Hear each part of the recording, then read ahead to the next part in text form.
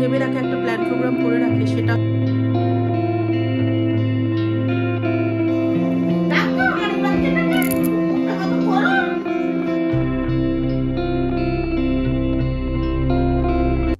নমস্কার, আমি কোয়েল।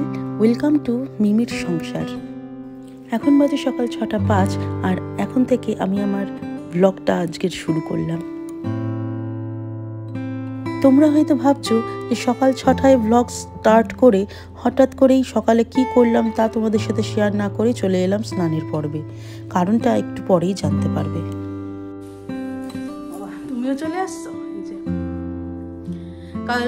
কালকের ব্লগে তোমাদেরকে বলেছিলাম যে আজ ভোরবেলার দিকে উঠবো, উঠে সব রান্না বান্নাগুলো কমপ্লিট করে নেবো, কিছুটা এগিয়ে রাখবো, তারপরে মিশমিকে স্কুলে তুলে দিয়ে মানে গাড়িতে তুলে দিয়ে এসে বাকি রান্নাটা আমি করবো। তো সেটা হয়নি, সেটা একদমই হয়নি। কারণ মানে মানুষের যেরকম ভেবে রাখে, একটা প্ল্যান প্রোগ্রাম করে রাখে, সেটা তো হয় না সবসময় সাকসেসফুল, কিন্তু হয়নি। কারণ কালকে রাত্রিবেলা ঋদ্ধি ভীষণ জ্বালিয়েছে। ঋদ্ধি একদমই শুতে চায়নি, মানে লাইট অফ করে দিয়েছি, ওর খালি কান্না। যখন জ্বালাচ্ছি তখন দেখছি চোখ ভর্তি জল, হ্যাঁ, কিন্তু আবার মানে কাছে নিচ্ছি, ওকে কাছে নিয়ে ঘুম পাড়ানোর চেষ্টা করছি। খেও না, না খেতে পারলে খেও না, দিদিভাইকে দিয়ে।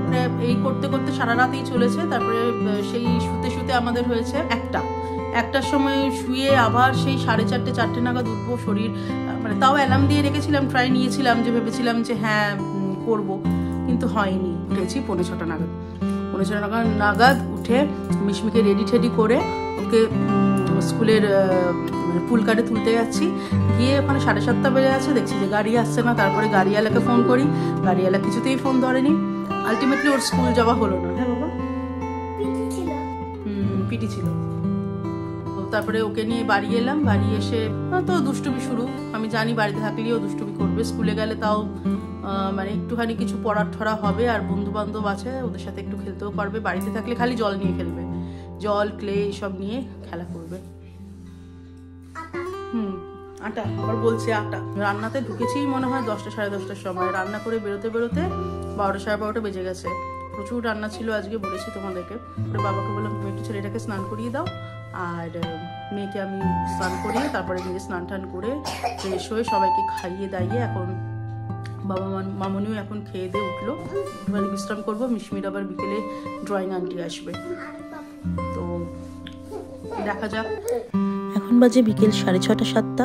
ভেবেই রেখেছিলাম যেহেতু মিশমির সামনেই এই অ্যানুয়াল এক্সাম, ওর পড়ার টাইমে মালপোয়াটা ভাজবো না। আজ ও ড্রয়িং আন্টি এসেছে, তাই এর মধ্যে আমি বিকেল থেকে শুরু করে দিয়েছি মালপোয়া বানানোর প্রিপারেশন। কিছুটা কালকেই করে রাখা ছিল, টাইম পাইনি বলে তাই আর ভাজা হয়নি। মালপোয়া কথাটার মধ্যে প্রথমে যে মাল শব্দটা রয়েছে তার থেকেই বোঝা যায় যে এর মধ্যে তুমি যত মাল ঢালবে তত সেটা টেস্টি হবে খেতে। এর মধ্যে আমি দিয়েছি কাজু, কিশমিশ আর আমন্ড, দিয়েছি খোয়া ক্ষীর, আর আগের দিন সুজি দুধে ভিজিয়ে রেখেছিলাম। আজ তার সাথে ময়দা, চিনি আর এই ড্রাই ফ্রুটসগুলো দিয়ে ব্যাটারটাকে দুধ দিয়ে গুলেছি। অনেকে হয়তো এই কালো কড়াইটা দেখে নাক ছিটকবেন, কিন্তু এই কড়াইটা খুব লক্ষ্মীবন্ত, জানেন। যে কোনো ভাজা ভুজি বলুন, রান্না, এতে করে মজা আছে। এর আগে যে সাদা ঝকমকে কড়াইটা নিয়েছিলাম, ওটাতে একটা মালপোয়াও ভালো হচ্ছিল না, তাই চেঞ্জ করে এঁকে নিলাম। তেলে ব্যাটারটা দেওয়ার সাথে সাথে মালপোয়াগুলো যদি এভাবে না ফুলে কারো কি আর ভালো লাগে? খুব একটা বেশি মালপোয়া ভাজিনি, তাই আর আপনাদেরকে দেখাতে পারলাম না। ঋদ্ধির পিসি এসছে, এবার ঋদ্ধির কান্নামো শুরু।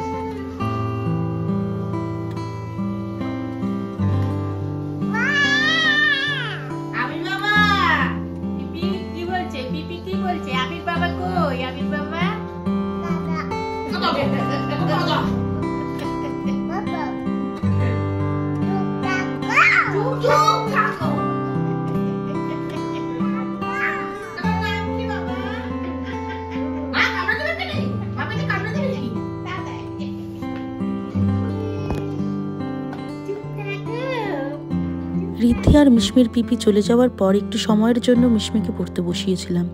ঋদ্ধিও পড়বে, ওর খুব ইচ্ছা, তাই ওকে একটা পুরনো কপি আর কালার দিয়ে দিয়েছিলাম। কিন্তু থেকে থেকেই ও ওই কালারগুলো মুখে দিয়ে চেবাতে যাচ্ছিল, তাই নিয়েছিলাম। এটা একটা ওর খুব বাজে হ্যাবিট দেখছি, যা পাবে তাই মুখে দেবে। মিশমির আবার এই হ্যাবিটটা ছিল না।